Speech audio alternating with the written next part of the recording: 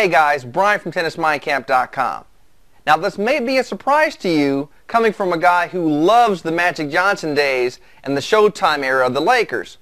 But flashy play and gutsy shots may make a match more appealing and entertaining to watch, but it's not always the best thing for your game. Okay? It doesn't always convert into a highly successful win-loss record for you. When I think of flashes, I think of something that's short-lived, brief, and something that fizzles out or breaks down way too quickly. Okay? Kind of like boom, gone. Boom, gone. Like a flash of light. Okay? That said, in this video, the strategies and tips that I provide are going to help you maintain that level, medium heat. You know, more like a simmering burn, if you will. Something that you can sustain and maintain throughout the entire course of the match.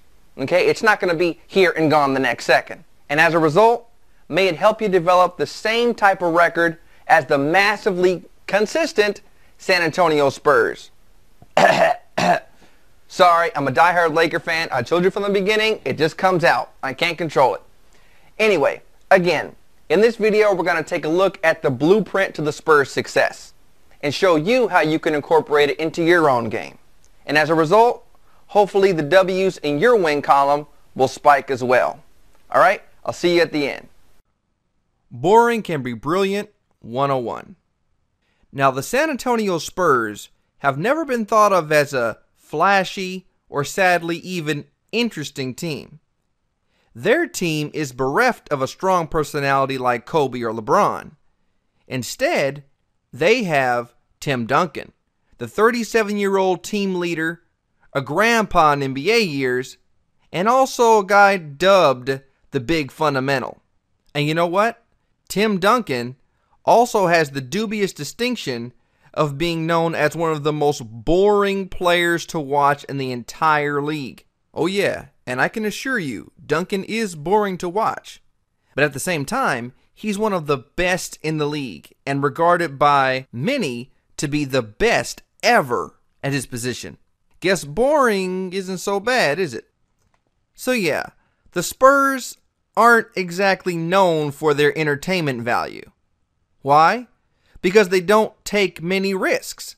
They're not, as we talked about earlier, flashy. Okay, they're more about consistency, that simmering heat, remember? Which then translates into fewer mistakes. But, that said, there is one far more important thing that you think of when you think of the San Antonio Spurs, and that's winning. Though the team isn't pretty, they don't beat themselves by committing self-inflicted wounds, or as we in tennis like to call, unforced errors. They're not known for playing reckless. They're disciplined and steady, and slowly and surely, they will beat you. And despite their by-the-book playing style, or perhaps because of it, the team has dominated the NBA, and most recently, my Lakers. My Lakers. But my point is, tennis is no exception. It's in the same boat. It fits in the exact same mold. So, check out these strategies to help spur your next opponent. Number 1 is breathing. Breathing is great for making your strokes feel like they have more flow. Because when we get nervous, we tend to shorten our breath. We don't think about it, we don't do it intentionally, but it happens. Be conscious of that. Make it a point to inhale and exhale as deeply as you can, okay, as often as you can. Changeovers between points, the works. It'll calm your already stressed out nerves and decrease your anxiety level. This will help prevent you from making so many errors, in part because breathing helps to relax our muscles, and our mind for that matter. But there's an added benefit in that. When your muscles relax, it helps your mind to subconsciously ease up. It gives you a break and allows you to focus on the task at hand. When your mind is scatterbrained and on overdrive, you tend to overthink a lot of stuff, mainly your shots, and that's crucial. Your strategy, your positioning, and then everything gets out of whack. Your balance and everything else. You think you're focused on the game, but you're more focused on yourself. By breathing deeply between points and during changeovers, it'll help you keep the match in mind, as everything else flows naturally from it. You can see this breathing technique or breathing strategy a lot of the time when these NBA players like Ginobili, Duncan, Parker, Green of the San Antonio Spurs are at the free throw line. Because that's a lot of pressure when they're out there by themselves. You know, there's no help, no teammates can lend a hand. It's all you. And almost 19 to 20,000 people looking on live, including the people in the stands. So you gotta have your mind right. And breathing really helps you. Number 2, patience before punishment. Too many players make the mistake of trying to score big right out of the gate, right from the outset. But hey, no matter how well you warm up, you won't be playing at your best from the get-go. But as you adjust to the court, to the speed of play or tempo, and the mannerisms and tendencies of your opponent, that's when your game will start to improve. This happens naturally. Your game will naturally get better towards the middle of the match. You'll begin to see an upswing. But usually, in the beginning when you first start, if you try and go for too much, you'll have a much higher chance of making those unforced errors we keep talking about. When trying to smash a winner down the line, for example, or ace your opponent hitting 149 miles an hour. And then, before you know it, you've lost a set that could have easily been won if you hadn't wilded out so much from the start. Simmer, remember? Not fancy, not flashy. Tony Parker and Manu Ginobili of the Spurs don't floor it immediately after tip-off. 1, they'd be huffing and puffing by halftime. And 2, they'd probably be shooting a super low percentage. 2 things you can't do if you want a chance at winning, in the playoffs especially. And these are some of the best athletes in the world. Baby steps before brutality. Number 3, don't change the angle, save your energy, and reduce the risk. Yeah, it may sound like a mouthful. Actually, it is a mouthful, but it's really easy to execute, and you get a lot of benefit out of it. Okay, now we know this is good for us. What does it mean? Well, let me explain. You ever get a ball hit to you from the other side of the court, from your opponent, and you don't know exactly where to hit it back to them? What's going to give them the most problem and be the easiest for you? What's going to make it less likely for you to commit that unforced error? Should you change the angle of the shot or maintain the angle of the shot? That's where this comes in. A seasoned pro, if you've been playing this game for a long time and you're on the top level, while still difficult, I would give them a little bit of leeway here. I would allow them to change the direction at times. That player could change the direction of their opponent's shot and send the ball screaming across to the opposite side or direction. That's great to watch. And it's also pretty entertaining to watch the opponent scurry across the court like Forrest Gump, trying to get his box of chocolates.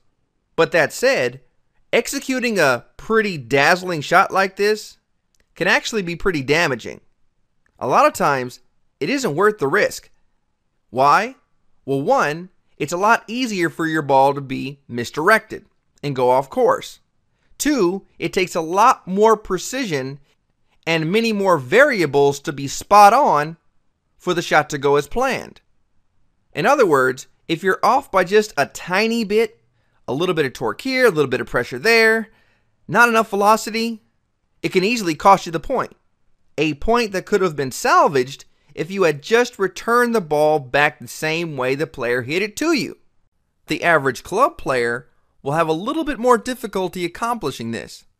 One pretty important reason is that it takes roughly twice as much effort, twice as much pace, twice as much velocity to change the direction of your opponent's incoming shot. Oh, and we all know that when we raise our intensity and increase the speed and pace of our shots, what happens? Exactly, we tend to lose a bit of our control and our consistency. That's not what we want. We don't want to become more flashy Okay, we want to simmer. We want to be consistent. Remember, we don't want to burn out. And just think about it. That twice the speed, twice the velocity, twice the pace can really take a toll on you if you're doing it consistently. Pretty soon, you'll be retiring or expiring twice as fast or twice as soon, and we don't want that. This strategy will give you the best chance of avoiding that unforced error on your reply, and the chance to score a point with lower risk will present itself at a much more opportune time. Number 4, there's no need to load up extra big on your return of serve. Too many players try and one and done this thing. That's not the way to go. If you want to play Spur-like, that is. Why is it so dangerous to attempt an outright winner on your return of serve? Well, it's iffy. It's flashy. More specifically, 2 reasons: speed and reaction time. Check this out. An average male player on tour hits his ground strokes at around 50 to 80 miles per hour. Right? Tough to get to. But that same player can blast a serve an average of around 120 miles an hour, almost twice the average ground stroke. And what's harder about the serve than a ground stroke is you have no background. You have no backstory to how the point is unfolding. It's the very beginning. You know, when the first credits come up in a movie, you don't know what to expect. You don't know how to react, right? But towards the middle, you have a little bit of an idea and understanding of what's going on, what the characters are doing, and, you know, same thing with the point. And that leads to, less reaction time to create a winning and even impacting return shot. Now, if you want to load up, as a lot of players do, and blast the return back, what's going to happen? You're going to be left with even less reaction time. Why? Because you're taking that huge backswing, and when you come back, you're either going to totally mishit the ball or completely whiff it altogether. Yeah, you'll become a dodger. Sorry to say. So you're left with even less than you had already. Another reason why you don't want to load up and blast your return back to your server and try to match power for power is most likely you'll get that throbbing sensation that you get when you're hitting a baseball with a metal bat. Boing! When you have a lot of velocity from one end going against a huge amount of velocity from another end, what happens? Exactly, chaos. The percentages say the ball is not going to land where you think it should. Hey guys, thanks for watching the video. Hopefully you learned that boring can be brilliant a lot of times, right? You don't always have to go for the dazzling shot to be successful. Just look at the Spurs. Tim Duncan and Tony Parker.